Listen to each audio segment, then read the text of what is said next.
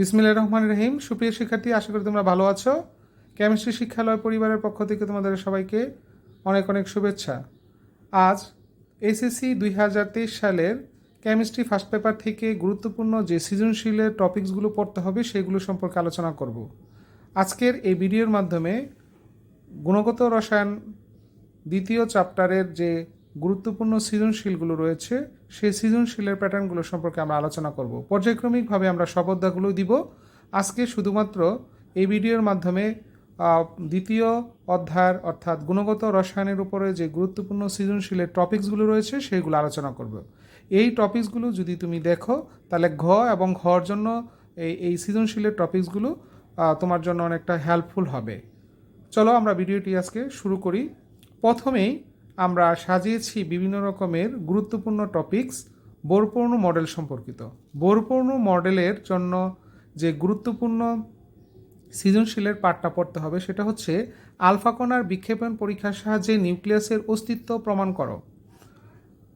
রাদারফোর্ডের পরমাণু মডেল এবং বোরপূর্ণ মডেলের সীমাবদ্ধতা সহ তুলনামূলক আলোচনা অর্থাৎ সাদৃশ্য এবং বৈসাদৃশ্যর ভালোভাবে পড়তে হবে, তাহলেই আমাদের পরমাণু মডেলের গুরুত্বপূর্ণ পার্ট শেষ হবে। এই দুইটা পার্টই হলো পরমাণু মডেল থেকে আসতে পারে।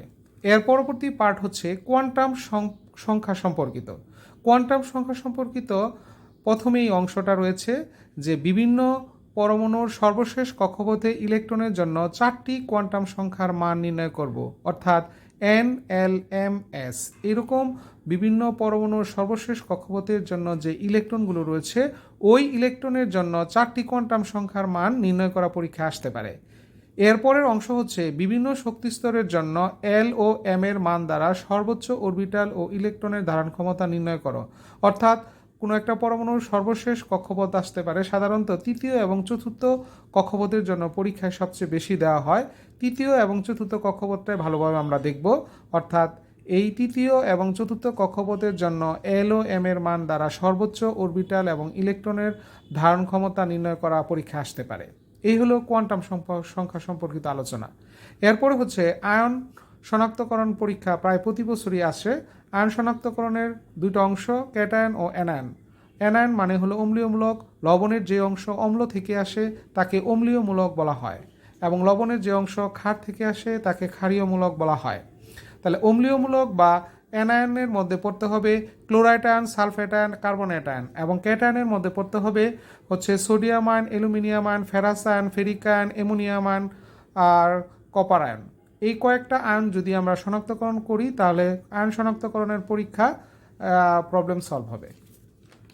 এরপরে হচ্ছে বর্ণালী সম্পর্কিত আমরা আলোচনা করব। বর্ণালী সম্পর্কিত কি কি টপিকস পড়তে হবে।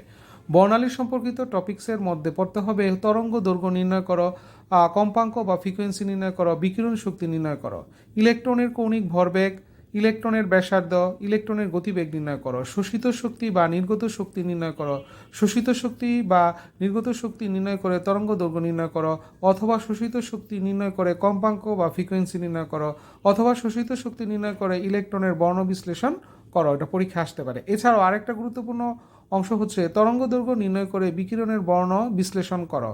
মানে কোন ধরনের বর্ণ হবে, বেগুনি, নীল, আসমানি, সবুজ, কোন ধরনের বর্ণ হবে সেটা বিশ্লেষণ করো। অথবা তরঙ্গ দৈর্ঘ্য নির্ণয় করে বিকিরণের বর্ণ কোন অঞ্চলে পাওয়া যায় সেটার বিশ্লেষণ পরীক্ষা আসতে পারে। এছাড়া তরঙ্গ দৈর্ঘ্য নির্ণয় করে বিকিরণের বর্ণ দৃশ্যমান হবে কিনা সেটার কারণ বিশ্লেষণ চাইতে পারে। এই হলো বর্ণালী সম্পর্কিত গুরুত্বপূর্ণ পাঠ। এছাড়া এরপরের পাঠটা হচ্ছে দ্রাব্যতা এবং দ্রাব্যতার গুণফল সম্পর্কিত যে গুরুত্বপূর্ণ পাঠটা আমাদের পড়তে হবে। দ্রাব্যতা নির্ণয় করো অথবা ঘনমাত্রা নির্ণয় করো, দ্রাব্যতার গুণফল বা কেএসপি নির্ণয় করো। দ্রাব্যতার গুণফল থেকে আমরা ঘনমাত্রা ও দ্রাব্যতা কীভাবে নির্ণয় করব সেটা পরীক্ষা আসতে পারে। আবার দ্রাব্যতাকে গ্রাম পার লিটার এককে হিসাব করো, সেই পাঠটা পরীক্ষা আসতে পারে।